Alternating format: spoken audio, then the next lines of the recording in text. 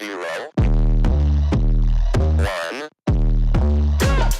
Let's get Hello started. and welcome to Beyond Top 10 Tennis. My name is Dr. Ashley Morgan-Berge and I'm your host. If you're not familiar with my work, would like to learn more about it, head on over to AM8 International, the first tennis lab of its kind worldwide that is centered on delivering top 10 tennis rankings and is 100% backed by science. I'm the author of 14 books behind multiple theories and have been an elite coach for over 20 years and work with athletes around the world, Europe, United States through Australia. I'm also the world's leading authority in this space with my research, coupled with my extensive coaching background, being responsible for landmark findings to deliver the next generation of play. With new foundations this season, as shared in my two latest releases now, My Tennis Workbook and My Tennis Black Book. This season is going to be like nothing else before. So as always, buckle in and enjoy the ride. Welcome to another edition of Beyond Top 10 Tennis. I am still on cloud nine, I'll say. So for those of you who are familiar with Beyond Top 10 Tennis, you're aware that my latest release did come out only a week ago now, and it has been a very big whirlwind because it has been a really jam-packed week. Look, if you're new, welcome. Thank you so much for joining us. Those of you who have been with us for some time now, we wouldn't be here without you. And like I shared in the intro, so my latest release prior to last week is My Tennis Black Book. Federer, Nadal, Serena, Djokovic navigate and plan towards a top 10 ranking. This book is absolutely fundamental. The book that came out last week was one that I promised for the best part of the last 8 to 12 weeks that it would be released. It's actually mentioned in the later sections of this book. And it's, if you like, part 2. And I've shared that the chart work, for example, available in your black book, it's not as extensive as it could be because of the size. So you can see the size here for those tuning into the video feed. And I wanted to make sure that your black book was easy to carry around with you, put in your tennis bag, just a relatively light read. It just falls under, say, 300 pages, but it's really light because you've got charts in there as well. Very easy to read, accomplishable within specific time frames. This week, for example, you'll be on 107, block 4. So you're starting block 4 this week. Week 1 of block 4, you've got your topic there and you've got your levels, depending on what level you're at, with the chapters to read, as well as episodes to catch up on, etc. So if you're not familiar with, let's say, those initial 100 plus episodes, we're at over 150 episodes now. The Black Book actually will walk you through, guide you through the initial roughly 60 to 70 episodes, roughly. Walk you through some key elements, very, very important. So your workbook comes in, so it's titled My Tennis Workbook off My Tennis Black Book. All the chart work that you're seeing in your black book's being expanded to allow a secondary place for you to really dive in, share your notes, write key aspects of your weekly performances down, daily results, etc. In a more, not just legible format, but something you can take with you.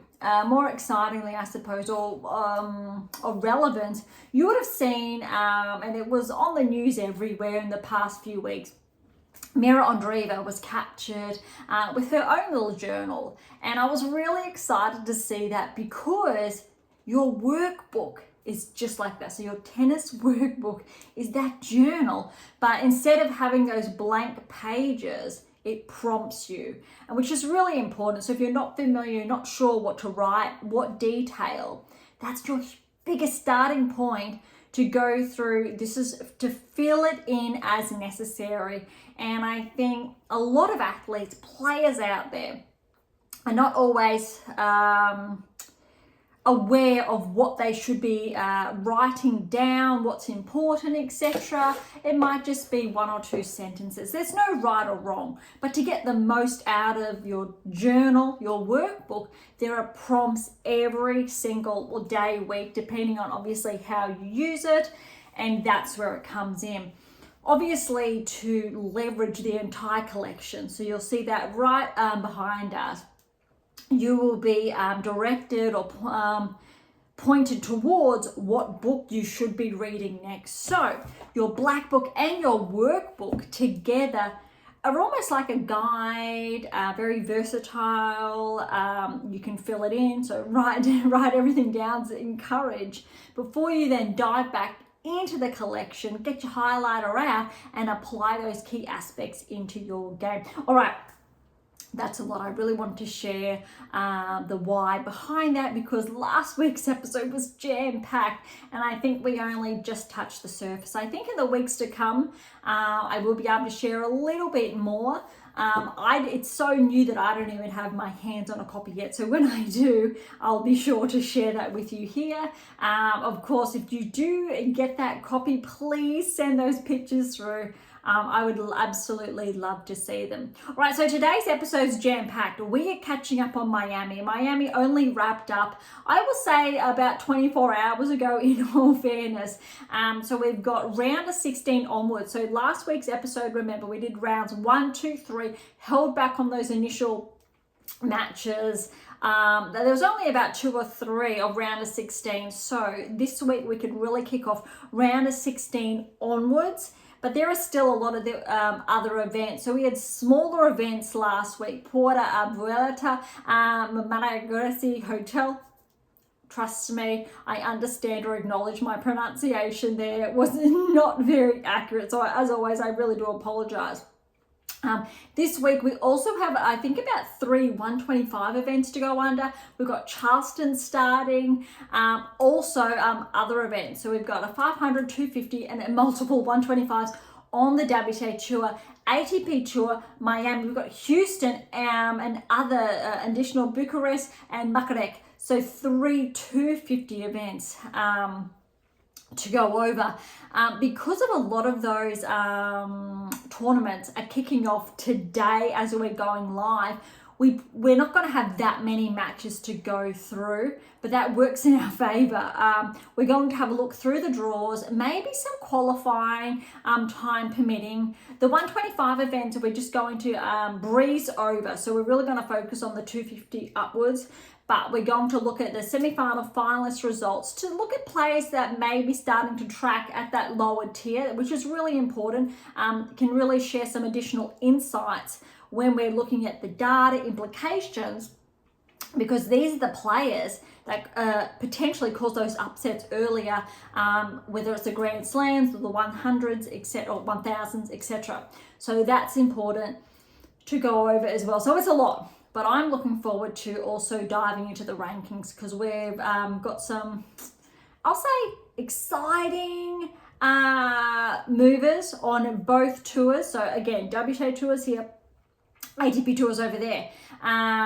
Top 10 progressions as always, but similar to what happened on the WTA tour last season, which is a lot in your black book as well. So I talk about that there. And why this season is going to happen on the ATP Tour. So I've shared that in episodes already this season. And we're seeing that happen now.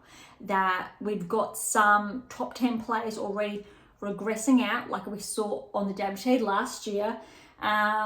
Unfortunately, but we're making room for newcomers, players who are starting to peak again. So I will share more, I guess, implications around that. But again, just really underscoring the power of the data and how we've been able to track these players and cumulatively as well, and why there was that disruption on the WTA Tour last season. And it's not to say we're not going to see more of that this season, but we're going to see it also on the ATP Tour, which we didn't see, let's say, at the same rate.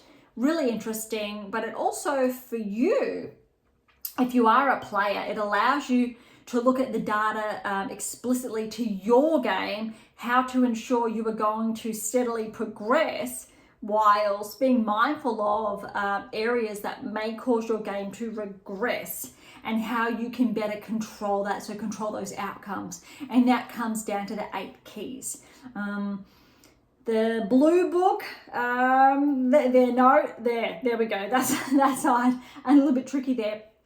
So the book that came out in 2023, so How to Develop a Top 10 Tennis Ranking, The Power of the 8th Key. Head on over to AM8 International, you'll see the 7 keys, 8th key, and you can go over all of that, point of inception, etc. And if you're familiar with Beyond Top 10 Tennis, and you're aware of the 8 keys and the importance there, and how we know that certain players are a part of the 8% or 2%, top 10, etc. What comprises of the 100%, the 10%, etc. is also in your black book. All those data, key points, inferences, etc. But why we are seeing, I think, that change of pace this season again, but for your game, what the 8 keys mean for you, what the 7 keys mean for you, how you can solidify them into your game, and key correlations between Grand Slam metrics, Grand Slam success, etc. All right, that's a lot. Let's dive into it. We're going to kick off, obviously, WTA Tour as always, before we head on over to the ATP Tour. And we will start with Miami.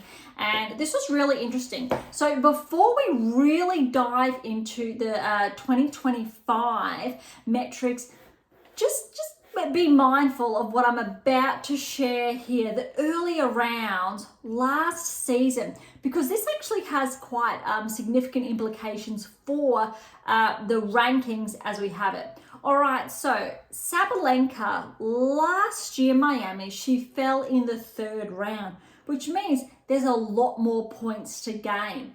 Badosa fell to Sabalenka in the 2nd round, so more points to gain as well if she progresses past that. So for both players, if Sabalenka moves past the 3rd round, and if Badosa moves past the 2nd round. Other key players we've got here, when I'm really focusing on, say, top 10 and implications, etc. All right, so Zheng last year in Miami, she fell in the 3rd round. So if Zheng makes the 3rd round or progresses past the 3rd round, we're going to see a bump in her ranking as well. Again, top 10 metrics, because there's a big change here. I will get to Rybakina shortly because she did progress last season here. Keys progressed to past, I'm just looking at 3rd. Ostapenko fell in the 3rd round. Sakkari progressed past the 3rd round, just focused on the 3rd. Collins, we know, progressed as well. Kasatkina fell in the 3rd round last year. So thereabouts, I know she's not top 10, but she's sitting on the cusp. Gauff progressed past the 3rd round. Pegula progressed past as well. And Navarro did, but Paolini actually fell in the 3rd round last season, which means if she progresses past there, a bit more of a bump in the rankings. And Swiatek, of course, progressed past the 3rd round. All right, round of 16. We've got Swiatek fell in the round of 16 last season. Navarro fell in the round of 16. Gauff fell in the round of 16. Other noteworthy ones, Keys fell in the round of 16. All right, so remember those stats there. Quarterfinals, Pegula fell in the quarterfinals. Others, we've got Sakkari fell in the quarterfinals. So she's going to have she had a number of points to defend there. Azarenka progressed. Look at this. So semifinals last year, we had Alexandrova, Collins, Rybakina and Azarenka. So be mindful of all of those players. And we know who did and did not appear this year. And Rybakina fell to Collins in the final last year.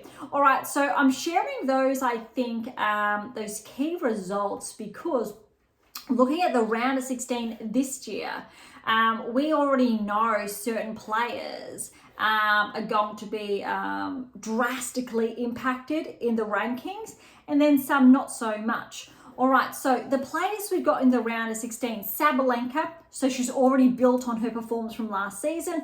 Collins is there, which is a good metric, although we'll get to that result soon. Zhang made the round of 16, so she's built on her result from last year. Kruger, that's a newcomer. Gauff, I think she's thereabouts. Linette's built on her results. Osaka built on those results. Palini built on her results. Raducanu's built on it. Anisimova built on it. Kostyuk and has built on it. Pegula is steady, right? Because she's quarterfinalist last season. Iala, we know. Badosa, she's built on it because they're only second round last year.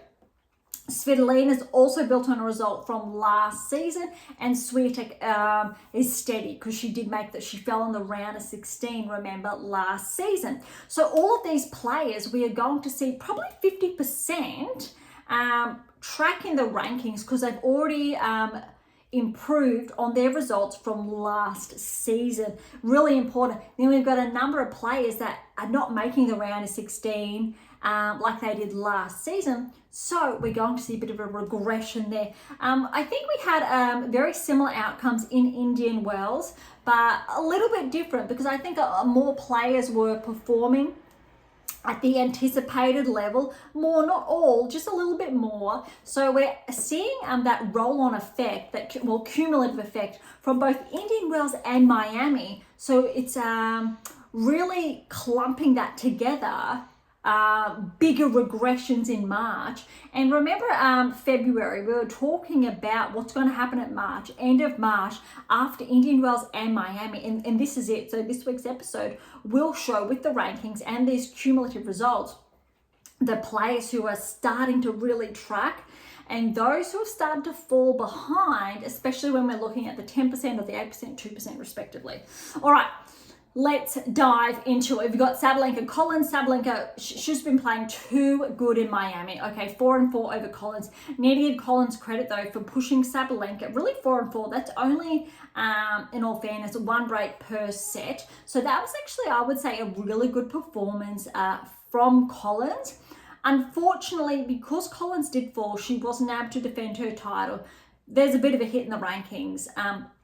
Not as much as I potentially anticipated, but there's enough to shift that ranking far enough back. But with how Collins actually played here, I think she played even better than Indian Wells.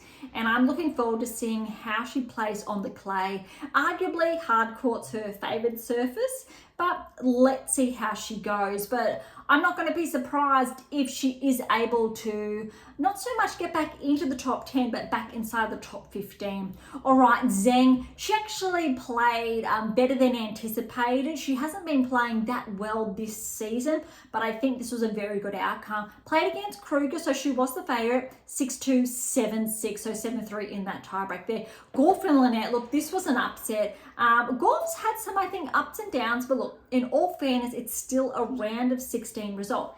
Keep in mind, very, very important. Please keep in mind, Gauff is the number 3 player in the world. Now she's fallen to Linette, 4-4. And I'm sharing this because you got the number 1 player in the world, 2 Swiatek, 3 Gauff, 4 we know, Pegula, then Keys. Now we have to look at how all of these players are collectively performing to weigh up where rankings should be placed.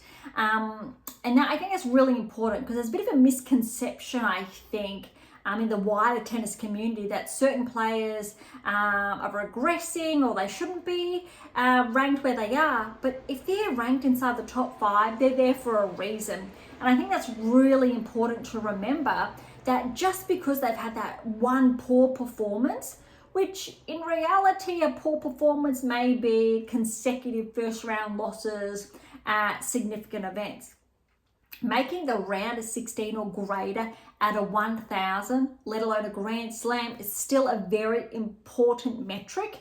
And in fact, it's an important data point. So Gauff making the round of 16 in Miami is actually still a positive metric when you need to take a step back and view a player's results collectively across 2-3 months, so a quarter, through to say half a year, 6 months to a full season.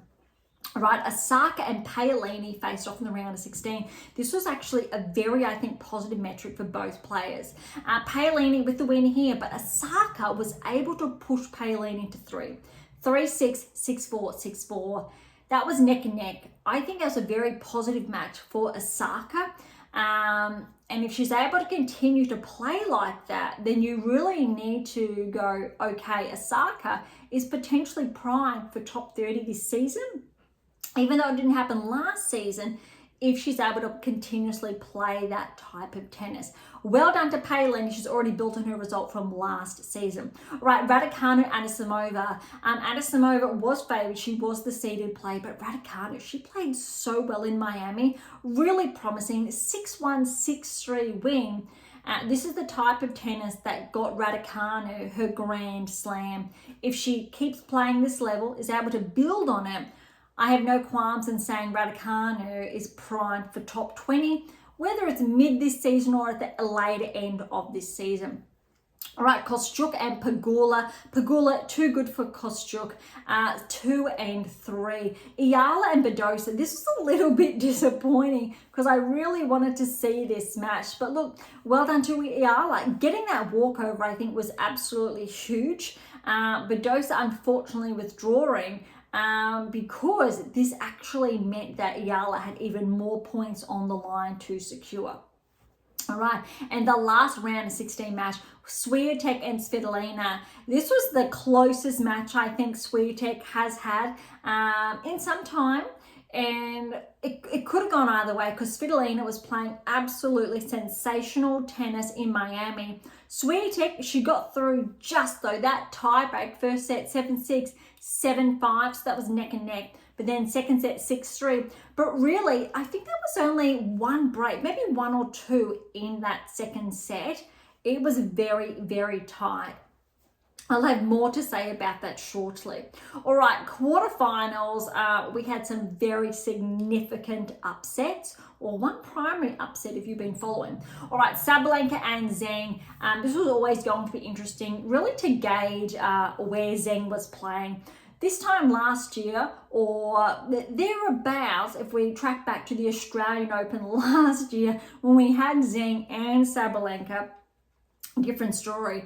What this match was going to tell us how good both players were playing or not so much. But look at this. First set, 6-2 Sabalenka. Then we saw Zheng really, I think, find her rhythm second set, but 7-5 to Sabalenka as well. Straight sets. I think if it was able to be pushed to 3 sets, just maybe I would have thought Zheng had found that rhythm that got her that gold medal last season and was really, I think, starting to have those positive metrics. But look, a quarterfinal result for Zheng has to be one of her best results so far this season. So I'm now looking forward to see how Zheng plays in the clay court season. Sabalenka, I think, is another story. I think she's going to be very dangerous, potentially this clay court season. And we'll discuss that in the coming weeks. All right, Linette and Paolini. Well done to Paolini, as expected, 3 and 2, finding that rhythm again after that hard match against Osaka. All right, Raducanu and Pegula. Would have anticipated Pegula getting away in straight sets here, but all credit to Raducanu pushing Pegula to 3. Look at this, 6-4, 6-7, 3-7 in that tiebreak, 6-2. That was tight, but Pegula, last year, she really wasn't correlating with that top 10 ranking. And a number of our episodes had Pegula there as the anomaly. And I'm putting my hand up saying, look, she wasn't performing. The data was saying all of that. And I was saying really that Pegula wasn't top 10. Then all of a sudden she makes the finals at the US Open. And this type of result, I think Pegula has started to play some of the best tennis in some time. Probably the best we've seen her play in, I'll say 24 months, up until obviously around that US Open time last season. Really, the type of tennis that got her inside the top 10 in the first place a few seasons ago when she was making those quarterfinals or beyond at Grand Slams. But last year, she really didn't stack those metrics. But we're seeing some really good results now. How she's been playing is very promising. And as far as the rankings are concerned, Pegula is literally this close from switching places with Gauff, and that says a lot that Pegula is very, very close to being number 3 in the world, especially after Miami. All right, I think this was the biggest upset of Miami, Yala and Swiatek. I think all hands were up for Swiatek to have a little bit of a whitewash here. But I tell you what, Yala played absolutely phenomenal tennis. And something I noticed when she was playing, I got a bit of a glimpse there, is really excitingly, is that she's already got some of, I won't say all of, but a number of the key metrics that directly correlate with the 7 keys, potentially the 8th key, which means if Yala continues on her current trajectory, I would say in the next 2 to 3 seasons, top 15, top 10, here we come. Those metrics are absolutely fundamental. They're responsible for when Swiatek was ranked around 80 in the world. I pinpointed her with the data to progress and potentially win her maiden Grand Slam, which she went on to win. And Swiatek's is one of our star pupils, if you like, that we're able to really look at the data, look at her metrics, those technical applications, if she was to do X, Y, Z, and how it all came together is very exciting. Similar to Sabalenka in the 8th key, and that's another discussion we may get to later on, but this was very, very interesting. But look, we really need to remember that Swiatek, she fell round of 16 last season, so her performance, so she's secured more points here. And similar to Gauff, even though Gauff fell round of 16, Swiatek is at the quarterfinal, and for a 1,000 event to back up Indian Wells and then Miami with consecutive performances at the later end on these events is really impressive. And not all top 10 players obviously are doing that, maybe less than 50%. But I tell you what, Swiatek's there, Gauff 3 in the world's there, Pegula's there, and Sabalenka's there. Obviously, Keys is 5. She hasn't as consistently been there. That's okay. But Paolini has also predominantly been there. And that's really important, I think, to underscore. All right, so that means as far as our semi-finalists were concerned, I think, look, even though we had 3 of the best players in the world there, so 4, 6, and 1 in the semi-finals, really underscoring, I think, why Paolini should be 5, back to 5 in the world, opposed to pushed outside 7. Changed a bit this week, but I think she does deserve to be ranked ahead of Keys as far as cumulative metrics are concerned. But look at this. First semi-final, Sabalenka and Paolini. Sabalenka was just a bit too good. She really uses that power to her advantage. And what I've been noticing, more so in the last, I'll say 6 to 12 months, Sabalenka's game is taking a little bit more, if you like, and this is a bit dangerous territory, a bit like Serena, how she started to play. And that's the biggest compliment I think a player right now can be given with how she's been playing. Even better, I would argue, than last season. She's really lifted up her game a bit, and I think her court smarts have also improved. The 8 keys have become more solidified in her game. In contrast, I would say, to other players in, say, that top 5, top 10 range that have seen a bit of a regression. Really substantially is one of the 8 keys Sabalenka exclusively has and has not disrupted in the last, I'll say, 12 months. And as part of the 8 keys is one to do with coaching metrics, coaching relationships, that coach-athlete relationship. And that's in a number of my texts, a number of my books. Sabalenka has a good team around them, but the players, Paolini's recently separated with her coach. Gauff, Pegula changed coaches last season. Same with Swiatek. A number of other players, Rybakina, obviously, and there's a lot there. Zheng, I think she's back with her coach, but periodically did not have her primary coach with her. But there's a lot there that has been going on, which is quite disruptive. We're not so much seeing that on the ATP tour, but there's some noise there. And what we notice is that players that do those relationships are no longer working, or there's just a change due to circumstances, there's typically a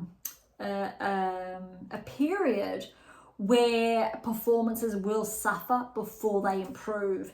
And a number of players on the WTA tour, we're going through a bit of that suffering phase before they get on a positive trajectory, if, a very big if, that does happen. If not, obviously, we typically see another change of coaches' relationships there. Raducanu, unfortunately, for example, has been through a lot of that. Bit of an interesting topic, but I won't say too much because I have written a lot about that. There are some additional articles on AM8 International if you're interested as well. All right, the other semi-final, we had Pegula and Ayala. And look at this, again, all credit to Ayala because it went to 3. Pegula got through, but check out this scoreline, 7-6, 7-3. 5-7, and I tell you what, that second set was so close. Third set 6-3, so to Pegula. For Ayala to push, to get the win against Swiatek in straight sets, to push Pegula to 3, 2 top 10 players, or 2 top 5 players in the world, it's very, very impressive. And I think that was really huge. Even though she took out a number of seeds in Miami, that was sensational, those back-to-back wins. Final, Sabalenka Pegula. Look, that first set was relatively very, very close. 7-5, but then 6-2. I think Sabalenka got the early break to go up 3-2. I think it was, or she was up 3-2, got the break to go up 4-2, got the other break for 5-2, then served for it. So I think there was 2 breaks in there. She served first for the set. But she just played too good. So well done to Sabalenka, and I believe when we go to the rankings, she does have quite a range, or there's the points between 1 and 2 in the world. Similar, interestingly, to what I think Swiatek had on Sabalenka around this time last year, just to put that into perspective. All right, that is Miami all wrapped up and done. Well done to Sabalenka and Pegula, all players there. All right, the next one we're going to, it's a smaller 125. It just wrapped up, end of the week. For those of you who are familiar, it is the Puerto Vallarta Open down in Mexico, and Christian was the number 1 seed. Joint was the number 2 seed. Now look, Joint fell in the quarterfinals to Fruhvirtova. Christian made their way all the way through to the finals. Semi-finals, we had Christian and Masarova, who was not seeded. Christian got through. And then Fruhvirtova, so the player who got the win over Joint, she got the win over Watson in the semi-final. So it actually was Fruhvirtova and Christian then in the finals. So the first seed against the player who took out the second seed. So Christian with the win over Fruhvirtova 7-5, 6-4. I love it when the seedings actually work out, because we can see a direct correlation between the rankings and the performances, which has a positive outcome for those metrics, those key data points, the correlations, etc. This result for Fruhvirtova is promising as well, because she was able to maintain that win over the second seed Joint and continue with those results, which is also quite promising. All right, so that's Puerto Vallarta done. It is a smaller 125, so being mindful of that. The next 125 was in Turkey, finished up a few days ago, or just 2 days ago, the Megasaray Hotels Open. So I think we've had a few of these, but this one was in Turkey. So again, Danilovic was the first seed, and Bozes Meniero was the second seed. All right, so Bozes Meniero, she fell in the quarterfinals to Jimenez Kasatseva in straight sets, and Danilovic was able to track all the way through to the finals. But how was this? Really, really promising. The player who took out the number 2 seed, Bozes Meniero, she has made her way all the way through the finals. So similar to Puerto Vallarta. So Jimenez Kasatseva made it through to the finals, but again, the number 1 seed Danilovic got through the win, 2 and 3. We very rarely see that. That's really important. We very rarely see the number one seeds track through in back-to-back or simultaneously events, let alone the player who took out the number 2 seed make it all the way to the finals. That's actually very interesting for both of these players. So again, well done to Christian, the number 1 seed. Furtova is noteworthy, and Danilovic, yes, well done, and Jimenez Kasativa, well done. I apologize for the mispronunciation because I'm sure that I have there. All right, the next one we have is actually underway as we are going live, and that's the 500 this week in Charleston. So Charleston Open, and Pegula is actually the number 1 seed for perspective, and Keys is the 2nd seed. We only have a couple of first round matches to go over, but before we do, I just want to have a quick peek at the qualifying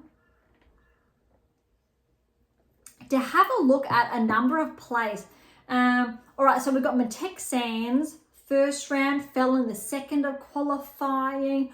McNally, she got through qualifying. Kaliva fell. All right, so not as many, I will say, names we're familiar with, say, inside the top 30 there. They would have had direct entry for this 500. But okay, here we go. I'm just going to go over some of the matches. All right, we've got Watson and Shimonovic. They will play in the first round. Tomljanovic has got the win over Okoramuva. 3-6, 6-1, 6-2. That's a good win for Tomljanovic. All right, we've got a number of buys for the seeds, so I'm just going to skip over them. Erika Andreeva will play Chirico. Tomova has fallen to Montgomery, 1-3. Sakari's going to have Stasuk in the first round, and the winner there is going to play Zheng. Gracheva got a good win over Dart, but 6-1, 3-6, 6-1. Polonina Kudermetova, straight sets win over Berge, 3-4. Veronika Kudermetova, straight sets over Matthias Love and 2. Volnets over Sebov, Love and Love.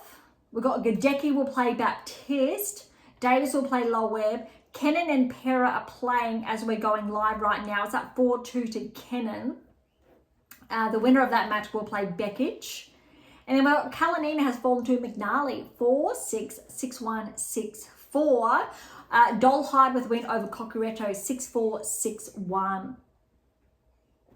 All right, Dolhide will play Keys in the second round. McNally and Kalinskaya will face off.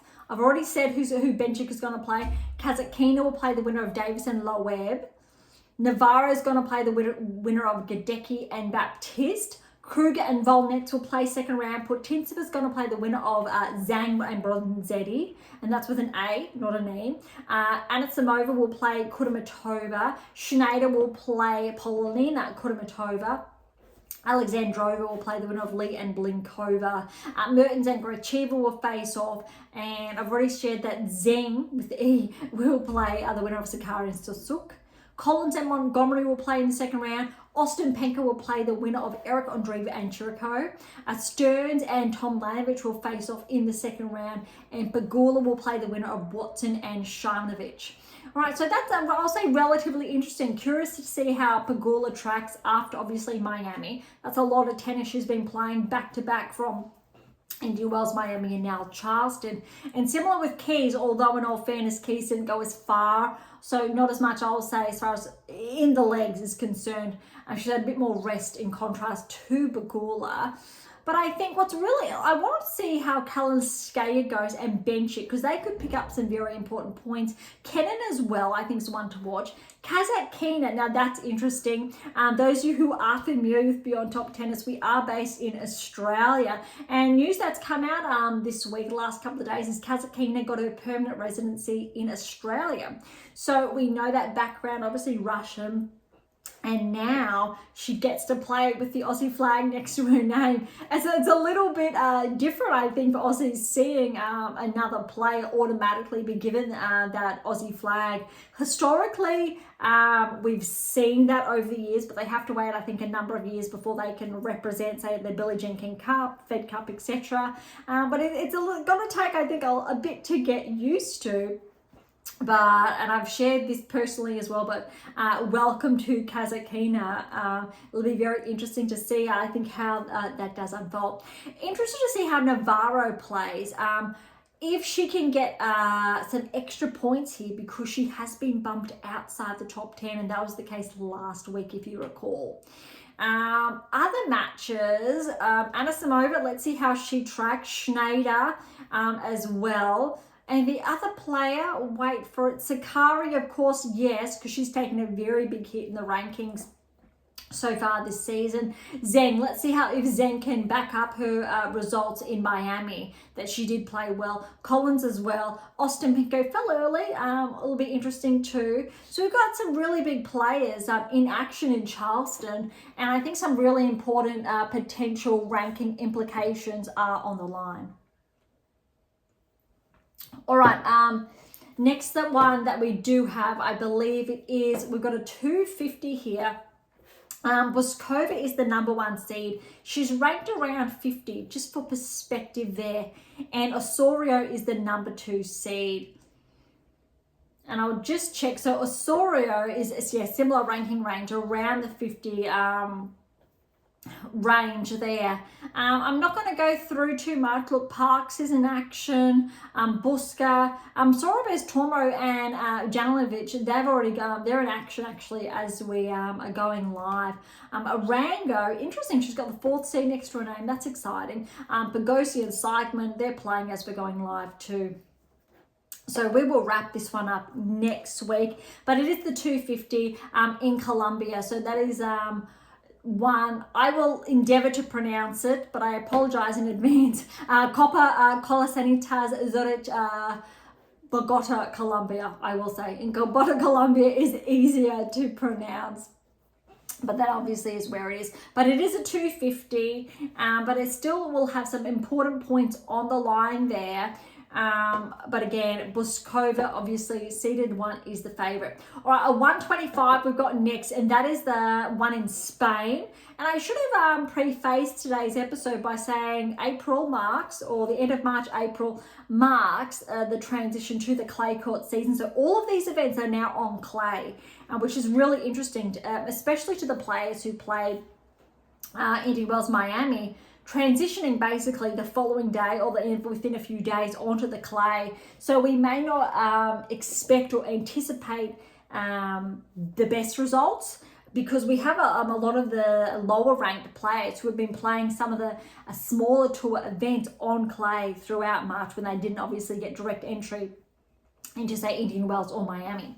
All right, so the one in Spain, I'm not even going to attempt to pronounce that. It is in La Bisbal de Empordada. So Spain, 125. So hopefully that does track. All right, Lias is the number 1 seed. Remember Lias from the Australian Open, making really big inroads there. Really exciting actually to see her seeded 1. We've got a couple of matches here, but we won't go over them because it is a 125. And Rus, without the E, she is the number 2 seed. So it'll be very interesting who tracks here, and if the number 1 seed does get through, and if the number 2 seed is upset, if that player tracks through like the earlier 125s. All right, and then another 125 is another one again, the Megasaray Hotels Open in Turkey, and they've been hosting a number of these 125 events. It kicks off later today. Bonda is the number 1 seed. For perspective, Bonda is ranked 96 in the world. So it looks like pushed a little bit back. So the other 125 has a higher ranked number 1 seed. And the 2nd seed here is Martic. Martic, once upon a time, was ranked inside, I believe, the top 30, top 35. So it's still good to see her playing. Just quickly looking over the draw here. So yeah, it is, I will say, the other 125 has a slightly stronger field. All right, so that is all of the WTA Tour. Let's quickly dive into the rankings, have a bit of a breakdown. All right, Gadecki's back 1 to mark off the 100 there. And I'll try to pinpoint the bigger progressions or regressions here. Minen's back 11, so 11-point regression to 94. All right, Roos with E, Elena Gabriel Roos, 13-point progression to 89 in the world. So welcome back, I believe, or welcome to the top 100.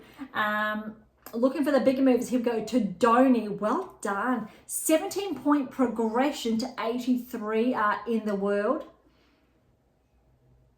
All right, we've got Berge, 7-point regression, 76. This is huge. Well done to Alexandra Ayala, 65-point progression. I think that's the biggest almost so far this season. Lives was similar, but this definitely is up there. 65-point progression to 75 in the world, 19 years of age. Really exciting. That's huge news for Ayala. It looks like, look, if she keeps playing how she played in Miami, big ask. I think potentially end of season, she will definitely be ranked inside the top 50, which is, I think, really great to see. Exciting, especially for Filipino tennis as well. All right, Lies is just ahead of her. How cool is that? 6-point progression to 70 in the world. Bozes Mediero, despite her, I'll say her results that she's had recently, 11-point regression to 69 in the world. Kalinina, 13-point regression, 68 in the world. Sakari has got another regression, 13-point regression to 64 in the world. I can't remember the last time Sakari was ranked around this range. For the best part of the last 4, 5, 6 seasons, she's always been inside, if not the top 10, top 20. All right, excuse me, a very big result for a local, Kimberly Birrell. She's a 6-point progression to 62 in the world. Really exciting for Gold Coast tennis. That's where Beyond Top 10 Tennis is based, Gold Coast, Queensland, Australia. But Kimberly keeps going from strength to strength this season. Her best season, I think, to date, which is very exciting. Potentially, if Kimberly continues how she's been playing so far this season, she could have a huge breakthrough inside the top 50, because I don't believe she's got too many points to defend from last season, which is very exciting for Birrell. So let's see how she continues to track. All right, Christian, we know she got that tour win this week. 15-point progression to 57 in the world. That's a really big jump there. Osaka, she's up 5 to 56 in the world, inside the top 50 now. How about this? Pavlyuchenkova has taken a bit of a hit as well. A 3-point regression to 50 in the world. We're used to seeing Pavlyuchenkova really comfortably inside the top 30. She was inside the top 20 shortly after the Australian Open. I think she got to around 16, 15 in the world, maybe a little bit higher. But unfortunately, there's been a bit of a bump there. And Pavlyuchenkova, this does not track, I don't believe. So hopefully her results pick up come clay court season, because Pavlyuchenkova, I think, deserves to be inside the top 50. But look at this, Vondrasova, former Wimbledon champion. She hasn't been playing too much this season. She is sidelined again with another injury, unfortunately. She's at 49 in the world. Raducanu, 12-point progression. Really positive to see her back inside the top 50 at 48 in the world. And how's this? Azarenka, like I said, she made the semi-finals, I believe, at Miami last year. Not the case this season, so has taken a bit of a hit as well in the rankings. A 15-point regression to 47 in the world.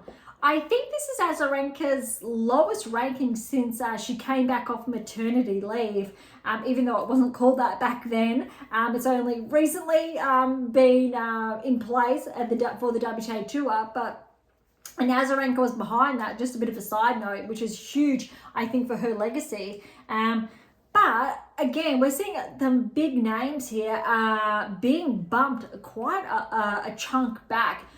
Looking forward to Azarenka, Vondrousova and Pavlyuchenkova really picking that up. And obviously Raducanu's in the mix there, but we also know why. Different levels, but she's ironically the one that has been, I think, playing quite well lately. But I'd really love to see a lot of these players track towards the top 30, top 20 again.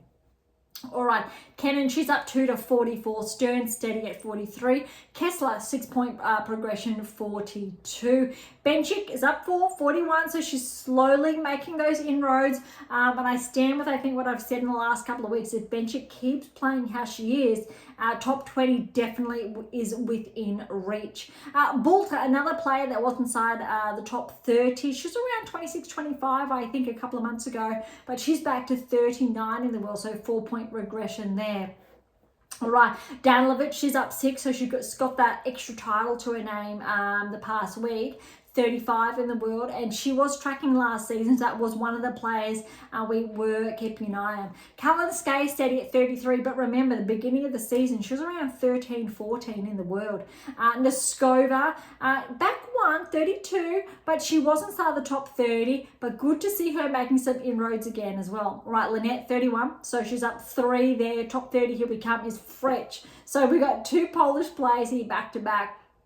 She's back 3, Frech to 30 in the world. All right, Jabber's up 1, 29 in the world. Alexandrova, she's back 6 to 26 in the world. Ostapenko steady at 25. Kostyuk, she's up 5 to 24, which is great to see. Kostyuk, she does deserve to be top 20, I'd say. Collins, big hit, 7-point regression. So she's been bumped outside the top 20. Most of last season, I'll say for the last 6 to 8 months, she was basically, if not top 10, just outside the top 10. So I think this is the first time we've seen, since this time last year thereabouts, Collins bumped outside the top 20. Let's see if she can track in the coming months. Towson's up 2 to 21. Very, very close for the Dane being cracked inside the top 20. And just remember, it was only a few weeks ago Towson got the win over Sabalenka. All right, 20, we've got Vekic here. A few progressions. Samsonova, Svitolina's up 4 to 18. Anisimova and Haddadmir both up 1 each, 16, 17 respectively. Ironically, even though Krejcikova has not been playing, she's up 1 to 15 there. Schneider's back 1-14, Makova's up 1 to 13. Very, very close, I would say. I have pinpointed Makova to join the top 10 again this season because when she's playing on, she's playing very well. But keep in mind, Swiatek really knows how to get those wins over Makova. And I haven't seen her play Sabalenka recently, but I know she's played Swiatek a few times.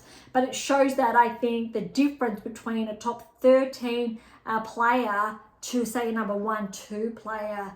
All right, Kazatkina there at 12. Navarra, so she's back 1, has been bumped outside of the top 10. And I did share that last week. So I think I already shared that in today's episode because we knew, or I knew that was going to be the case. But again, what we knew as well, and again shared in last week's episode, was Rybakina, because she didn't make the finals in Miami. She was going to take a bit of a hit in the points. She's at number 10 now, so a 2-point regression. This is her lowest ranking in a few seasons. I think in the best 3-4 seasons maybe. We've seen her more, say, inside the 8%. I'm not going to be surprised in the coming weeks if Rybakina's bumped outside. Look, if Navarro actually plays well in Charleston, she could rejoin the top 10 and Rybakina could be bumped outside. But look, Badosa's up 2 to 9 in the world, so back inside the top 10. But look, as far as points are concerned, Navarro could overtake both of those players. Kazatkina, not so much. There's too much of a difference there that we're going to have to wait for a 1,000 event again, so a few weeks away. But Navarro still is very much within reach. There's only less than 100 points separating, I'll say, Navarro from Rybakina, and again less than 100 points as well separating Navarro from Badosa. Zheng, however, is up 1-8 in the world, because remember, she tracked slightly further in Miami than this time last year. But there's about 300 points separating 9 and 8 in the world. Andreeva, she's back 1-7, but still tracks. There's a bit more of a gap there. There's about 600 points. So Paolini, she's at 1-6. Good. The rest of the top 5 are the same. I would argue Paolini should be at 5, Keys at 6. But look, 1, 2, 3, 4 tracks, Sabalenka, Swiatek, Gauff, and Pegula. But I think what's really important is that Sabalenka has taken, wait for it, a little bit more than a 3,000 point lead over Swiatek. That's huge, especially considering how many points Swiatek has to defend at the clay court season.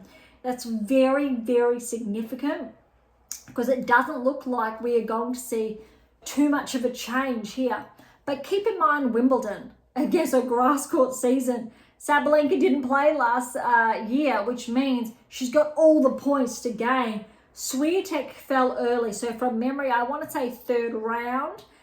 So she does have points to gain, but historically hasn't really made that transition very well. But both of these players, the biggest opening will be the grass court season. Hard court, again, Sabalenka, obviously to defend that title. But Swiatek, I believe she made the round of 16 quarterfinals US last year. So there's still a lot to live up to. Gauff, however, probably didn't track that well last season, or as far as Sabalenka and Swiatek did, which means she probably has the most points to gain, similar to Pegula and Keys, which is really ironic, because these players, Sabalenka, Swiatek, technically are going to be penalised if their performance dips now, because both of them had a really solid clay court season. And for Swiatek to overtake Sabalenka in the rankings, essentially she's going to have to perform very, very well at Wimbledon, better than Sabalenka, and potentially Sabalenka is not going to be able to defend her US Open title, and Swiatek goes further than the quarterfinals, and or the 1,000 events that Swiatek did not win last year, because she won a number for her to try to secure them. But the rankings are closing, as in Pegula and Gauff are very close. There's less than 300 points separating, which means if Pegula wins Charleston this week, she will become, I believe, number 3 in the world. I believe, thereabouts. She's going to be very, very close. That's not the case. It won't be for any other player, but there's definitely that potential. All right. You would have heard in the background there just a little bit of a bark, but that is, you would have seen him a few episodes ago. But he's not coming to say hi. But you can have a look a few episodes ago. That periodically does happen. All right, so that really does wrap up, I think, the top 10 rankings for the WTA Tour. And that's a lot. So we've spent a lot of time today on the WTA Tour, because we've had 1, 2, 3, 4, 5, 6, 7 events. That's huge. All right, so as far as the ATP is concerned, we've got 4, so it's a lot smaller, and we don't have as many matches to go over. So let's dive straight into Miami. We also have some different implications and progressions in the rankings that we will touch on when we get to the rankings. But again, so kicking off round 16, this was the biggest upset. And I do have a little bit to share on this. Zverev and Fils. Look, Fils has been tracking. He's been playing phenomenal tennis. He's literally on track to potentially join the top 10 this season. That's how well he's been playing. I really like what I've been seeing from him. He got the win over Zverev. 3-6, 6-3, 6-4.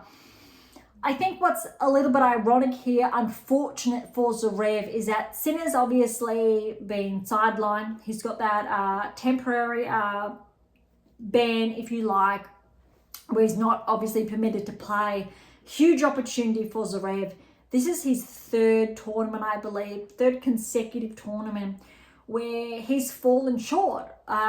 He's gotten close, and look, the bar's set incredibly high in all fairness. He's still been performing quite well, but we're not seeing him win these titles. We're not seeing huge opportunity it would have been for Zverev to win Indian Wells and or Miami. If he was able to achieve that, he would become very, very close to Sinner in the rankings. And it was a huge opportunity, I think, for Zverev to claim the #1 ranking potentially this year.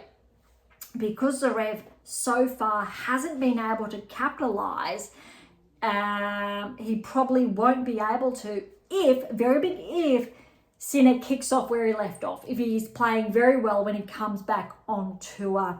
And I think this is a very big, the biggest missed opportunity potentially as far as the rankings are concerned in Zverev's career. It's really significant when you look at it because it's a very big opening. Being #2 in the world is huge, a huge accomplishment for him, especially with the likes of Alcaraz, Sinner around him, and Djokovic still in action. But Zverev being ranked #2 with the #1 seed it's a bit of a lost opportunity consecutively. Give it a few weeks and there's a Masters, and it would be great to see Zverev perform really well at the Masters, really I think build his game for the clay court season, and maybe go one further at the French, maybe very well win his first Grand Slam this season. By all accounts, he's still more than capable, I think, of winning his first Grand Slam. It's not as though he's playing bad tennis, but he's not playing that next level that wins those Masters, that goes deep consecutively in Grand Slams so far in the last couple of weeks anyway. I'm sure we'll see those deep runs that we're used to seeing from Zverev at the Grand Slam level, without a doubt, but we're not seeing those later ends in March anyway, nonetheless. I really would have liked to see Zverev hit that semi-finals, final stage to really, I think, make that mark and to, make those inroads. All right, going down, round of 16 again. Mensik got the win over Makak, but it was a walkover. Really important to mention that. Also, Makak's the 20th seed. Bit of an age gap. Only I think about there's 3-4 years between Mensik and Makak. Makak made his run late last year, I believe, early this season, really had that progression up the rankings as essentially one of the leading Czech players there, obviously seeded. We know, but I won't spoil it just yet, what's in store for Mensik. And really noting that they're both from Czechia. I was about to say Czech Republic, but they did change that recently, I think this season, to Czechia, or the international pronunciation. So with both of these players there, Czechia, we need to remember, oh my goodness, do they have a history of producing some really good players. All right, down we go. Fritz and Walton. Look, Walton's an Aussie, lucky loser, got to the round of 16, so we will see points for his ranking, a good healthy ranking progression. But Fritz, bit too good for Walton, 6-3-7-5. I'm liking what I'm seeing from Fritz. He really is correlating with his new ranking high, because remember this time last year he was bumped outside of the top 10, but since he's been able to be back inside of the top 10, he really has been owning that top 5 ranking. All right, this was a bit of an upset. Berrettini and de Minaur would have expected Alex to push through this one, but Berrettini actually has started to play, well, not started, he's been playing some really good tennis, and I do believe, look, he was seeded 29. Probably with how Berrettini has been playing, we could bump him up to top 20. Look at this, 6-3, 7-6. That tiebreak was 9-7, but well done to Berrettini. I believe Alex has taken a bit of a hit in the rankings, but it's a bit ironic because he was bumped outside the top 10 2 weeks ago, I believe. But even though he's made the round of 16 here, he still has earned some points. Unfortunately, ATP does not allow us to look at last season's draw like we did break down on the WTA Tour. So I can't share the specific inroads as much as I would like to and the key progressions. But because of that, it already suggests that Alex potentially didn't make the round of 16 last season, or players with those progressions because of those ranking gains or similar to WTA Tour. Right, Monfils and Korda, good match from Korda. Monfils still playing some great tennis. So Korda with the win though, 6-4, 2-6, 6-4. I think we're finally being able to see this season Korda live up to a bit of the hype around his arrival probably 2 seasons ago now on tour, and we're seeing, I think, some really good later rounds, so where he's making third round, round of 16, etc. at these bigger tournaments. And I'm not going to be surprised if Korda in the coming weeks bumps back in, well, I'll say bumps inside the top 20. I think he briefly was, maybe from memory, then out. But I'm not going to be surprised if he does make the top 20 and is able to stay for the rest of the season. All right, Musetti, Djokovic. Look, I was leaning towards Musetti to push Djokovic here, but I think this was the match that really highlighted how well Djokovic was playing and really set himself up. Because look, remember when we broke down last week the draw for Miami, Djokovic really wasn't favoured, even despite his 4th seeding. Really thought that maybe other players were going to push through, but too good. Djokovic got the win over Musetti 2-2. Rudd and Cirilundo. Look, Cirilundo has been playing some good tennis the past couple of weeks. Too good for Rudd, 4-2. But that scoreline there really underlines why Rudd really doesn't necessarily correlate with the 8% at this stage. Clay court season's going to be a little bit different, but that top 5 ranking really doesn't track. Maybe 8, 9, 10, but we're not seeing, I think, the same results the data would anticipate and or has come to expect. All right, at the bottom, to the last round of 16 is Dimitrov and Nakashima. Dimitrov, good win, 6-4, 7-5.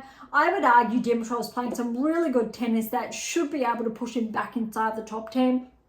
This time last year, I believe Dimitrov was inside the top 10, and we're not seeing him going anywhere anytime soon. All right, quarterfinals.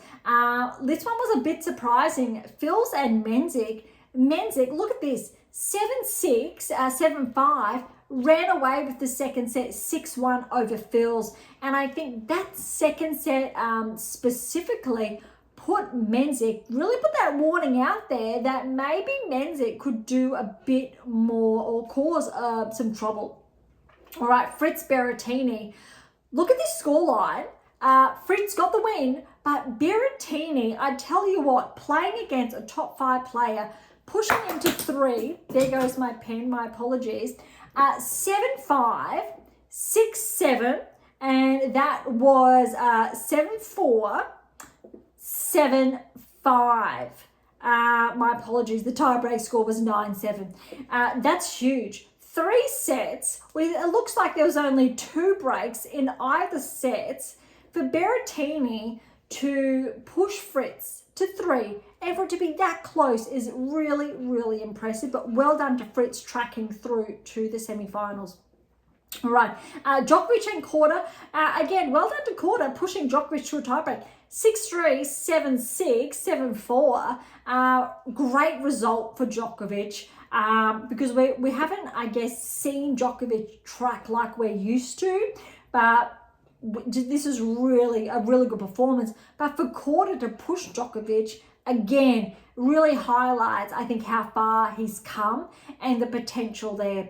Dimitrov, Cirilundo, well done to, I will say, Dimitrov, because he got through that. But Cirilundo, again, 23rd seed, pushed all the way to 3. Similar scoreline, very similar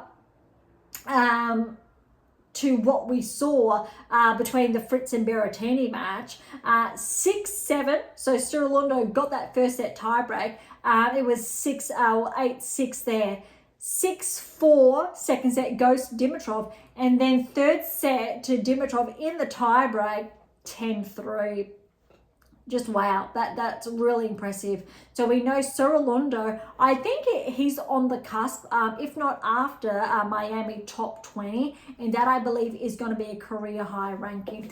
Okay, semi-finals, we've got Mensik, Fritz, Djokovic, and Dimitrov, and we have, well, one upset, one not so much. So Mensik's upset the third seed in Fritz, 7-6. 7-4, 4-6, 7-6, 10-4 there. That's huge for Mensik. Well done, Fritz, but that's really huge news for Mensik, making his first 1,000 final.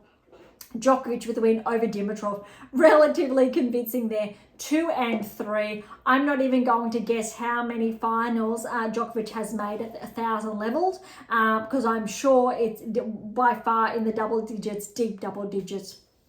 But I tell you what, the scoreline of the final is what was surprising. For those of you who have not heard the news, hopefully a lot of you I'm sure have, Mensik over Djokovic. It's been everywhere. 2 tiebreaks. Tiebreak scores identical. We've got 7-4, 7-4. So essentially, there's literally been just one break of serve in both of those tiebreaks. That was really huge news for Mensik. Way to Mensik to hold his own, but we're going to see a big spike, so a big, good, healthy progression in his ranking. But I think he's put the tour on watch, that he is coming, and he is the younger one of them. Similar to Ayala, I think they're both, say, 19 years of age. So we've seen on WTA Tour, ATP Tour, very big upsets by 19-year-olds this tournament. Sure, Ayala didn't get as far to the finals, but she got very close. And well done to Mensik here. That's really impressive. All right, so that is Miami wrapped up. That's a lot there. All right, so on Houston, we'll dive into these because they're all 250s. That said, we don't really have too much to report. I'll quickly have a look at the qualifying to see any key players. Look, Gomez, number 1 seed. Brooksby got through. Kruger got through qualifying. Manarino fell. That's also relatively small, I will say, qualifying round. All right, so Paul is the number 1 seed and Tiafoe is the 2nd seed. A couple of matches we can go over. All right, so Paul with the bye. He's going to play Garin.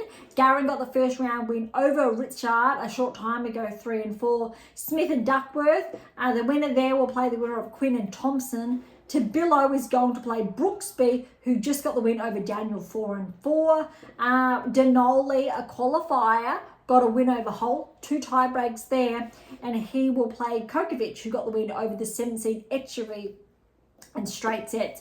Nishikori is seeded the 8th seed. He's got Kruger first, and the winner of that match will play the winner of Hijakta and Eubanks. Gallen McDonald, the winner of that match, is going to play the 4th seed Nakashima. Then we've got Mitchelson. He's the 5th seed. He's got a win over Teen, 4 and 2. He's going to play the winner of Huffman and Moreno del Alboran. Maho and Walton, the winner of that match will play Tiafoe. So all of them in the 2nd round. Smaller draw, so it's a 32 draw. So 2nd round is the round of 16. All right, so that one is in Texas. So the Megasaray Open there, men's clay courts championships for those. I think I got a bit ahead of myself.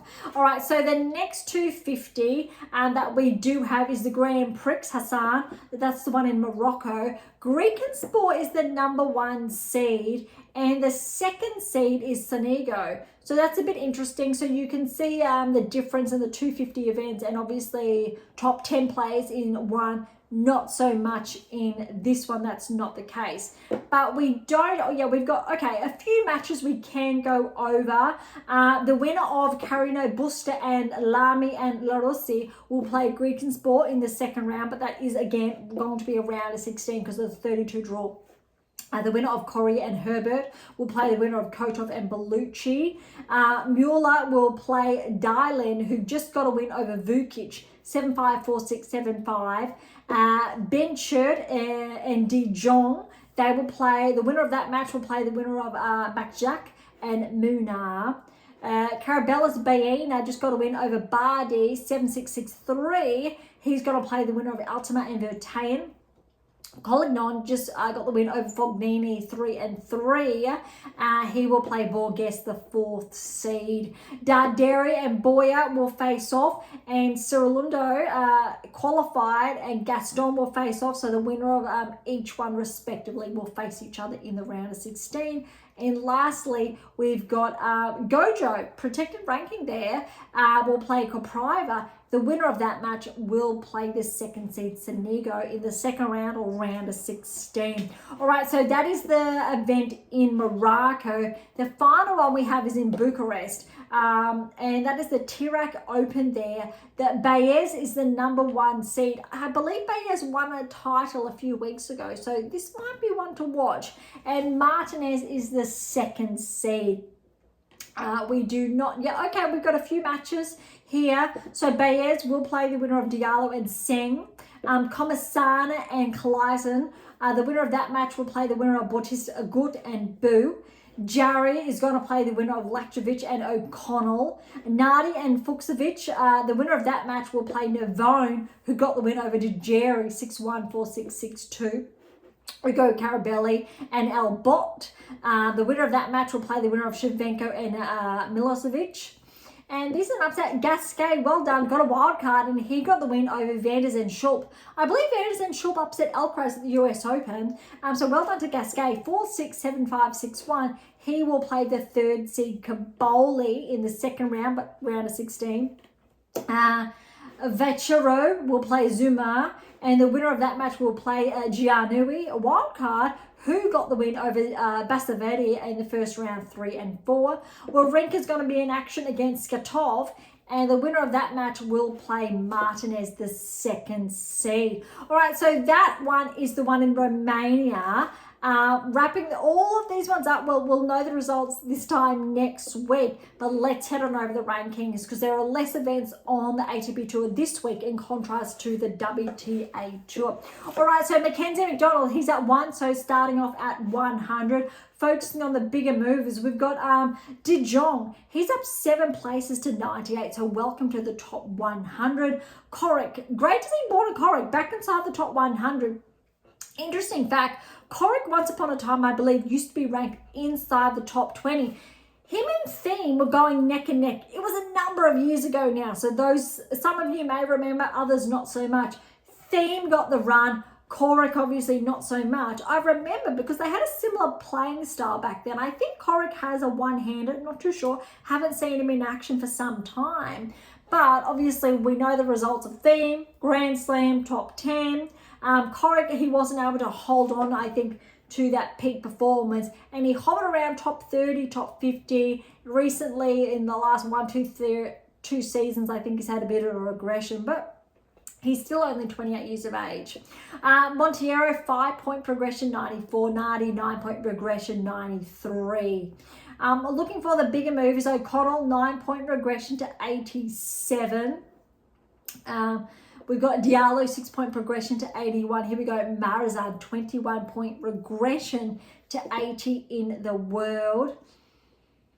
Thirdly, 10-point progression to 73 in the world. There's lots of 1s, 2s, 3s, single digits here. Lots of changes. Nishikori back 2 to 66. Comasana up 3 to 64. There's a lot of changes in this ranking range. So 50 towards 100, lots of smaller movements. Jarry, 11-point regression, 58. Okay, inside the top 50 now. Martinez, 7-point regression to 47. Borges back 1 to 43. Monfils is up 4 to 42. Rinaldi's back 4 to 39. Not as many bigger jumps, I think, as the WTA Tour we saw. Thompson's up 2 to 35. Remember, he was top 30 a few months ago, or around the beginning of the season. Mapesh Pericard, he's actually back 2 to 31. All right, top 30. Okay, Shapovalov's back 2 to 30. Lecheka's back 2 to 29. Poprin's back 2 to 28. Berrettini's up 3 to 27. I think that's Berrettini's highest ranking since his quite steep regression outside the top 30 or outside the top 10. So that's very promising for Berrettini. I would say top 20, here we come. Let's see especially how he performs come grass court season. Okay, top 25, here we go. Mensik, 30-point progression to 24 in the world. That's huge. Remember, 19 years of age, I think good things are in store for Mensik. And I think most promising is that all the points he secured, he won't have to defend them for another 12 months, which means he should be able to maintain a hold inside the top 30, get those inroads. So Mensik actually is in a very good position to join the top 20, I think, if he has a good clay court season, without a doubt. So that is definitely one to watch. Not as many changes inside the top 20 as we saw on the WTA Tour. But interestingly, how's this? Dimitrov's back 3 to 18 in the world, despite making the semi-finals, wasn't it? Yeah, making the semi-finals in Miami. So Dimitrov must have made the finals in Miami last year. So that's a bit surprising. I would have expected Dimitrov to make more of a jump inside, like to around that 13-12 range. TFO, Mazzetti steady, 17-16. Fils is up 3 to 15. Then we've got Shelton, Paul, and Rune that make up 14, 13, 12. And I think this is the biggest surprise of the past week is Medvedev has been bumped outside the top 10 to 11 in the world. First time we've seen that since he became a top 10 player. At least I would say 4 or 5 seasons. That's really significant actually. But keep in mind the same thing happened to Tsitsipas last season, around this time last season. So that's something to, I think, be quite mindful of. De Minaur, so he's back inside the top 10. Less than 200 points separating, less than 100 points, my apologies, separating Medvedev from De Minaur. So that's very, very close. And Rublev is at 9, but there's a little over 100 separating the two of them. And then there's only 5 points between Tsitsipas, who's up 2 to 8 in the world, and Rublev. So really, between 11 in the world and 8, there's not too much separating these players. Importantly as well is Rune is actually only 20 points behind Medvedev. Rune was top 10 at the beginning, I believe, of last season or thereabouts, or the one before, but I'll say the beginning of last, regressed. But this is actually, he's been playing quite well this season, maybe not so well throughout March. But I'm interested to see how well Rune plays on the clay. Paul's still there. We know he was inside the top 10 only a matter of probably 2-3 weeks ago, at the beginning of March. So we've got a lot of players there, Paul, Rune, Medvedev, that are former top 10 players, all on the cusp. As far as the data is concerned, I'm not going to be surprised if Rublev is bumped out, but I've been saying that for the best part of the last 12 months. Nothing else has really changed. 1 through 6 or 7 is steady. Draper, 7, Rudd, all stay the same. Djokovic, so he's there at 5, but I think we saw those changes about between Indian Wells and Miami, so that's why we're not seeing Djokovic bump up the rankings. He's steady at 5, so no new changes there. But he's closing the gap on Fritz. But both Djokovic and Fritz, ironically, gained points. So the margin between the two is around that 750 range. Interestingly, though, look, Sinner, he dropped more points. But like Swiatek and Sabalenka, Zverev and Sinner, it's not quite 3,000, but it's very, very close. I think it's at like 2,700 between Zverev and Sinner. Very big missed opportunity for Zverev at Indian Wells and Miami, because he really could have closed that gap and really put himself in a position for 1 in the world. Missed opportunity for Alcaraz as well, because if Alcaraz won either of them, he could have been very close to becoming number 2 in the world. So I think very big missed opportunities for Zverev and Alcaraz throughout the March swing. Fritz held up his own, Djokovic as well, and we know the story with Draper, Indian Wells. So I think we've got a lot of players on the ATP Tour, or there's a handful that are quite vulnerable, quite susceptible at the moment. More so, I would say, than the WTA Tour. We're looking at probably that 3-4% margin. Probably still the 2% on the WTA Tour. So per the data, so per the rule of the 8 key, and 8 by 3, so 8%, 2%, top 10, 10% there. ATP Tour though, similar to last season on the WTA Tour, we're seeing that margin from the 2% increase towards that 3-4% of players that are more vulnerable to regress. So we will see those changes happen more so in the coming weeks. But look, we are now into April, so the April swing. There's a 1,000 in a couple of weeks on the ATP Tour. I think the WTA Tour has to wait a little bit longer, but I think we could very well see some changes as far as the top 5 are concerned. That's a very big real potential on both tours, but I think we could very well see, especially on the later end of both tours, actually some changes. And I've spoken about that, whether it's Rybakina, Badosa being bumped out, Navarro bumping back in. And look, we could have any of the likes of Tsitsipas, Rublev, de Minaur, because they're so close in the rankings, to Medvedev, Rune and Paul bumping back in. And this week, actually, if a number of players get those wins, get those points, we very well could see a bit of a bump, bit of a change to the rankings come next week. All right, that's it for today's episode. Thank you so much for listening. To grab your copy of my new release, My Tennis Black Book, Federer, Nadal, Serena, Djokovic, and my brand new release, My Tennis Workbook, you can find them on AM8 International or Amazon, so irrespective where you are based in the world. Any comments or questions, head to AM8 or topic thread, or leave comments directly on YouTube or Spotify. To interact with Beyond Top 10 Tennis, catch up on our blogs, or to sign up to my newsletter. All links are in the episode notes, as well as how to access Pink Octopus books to Spruik. If you enjoyed today's episode, please subscribe, like, share, do all of the above.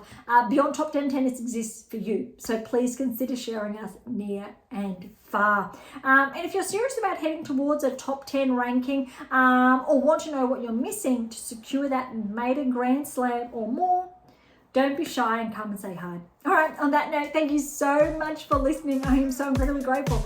I am your host, Dr. Ashley Berge, and this is Beyond Top 10 Tennis.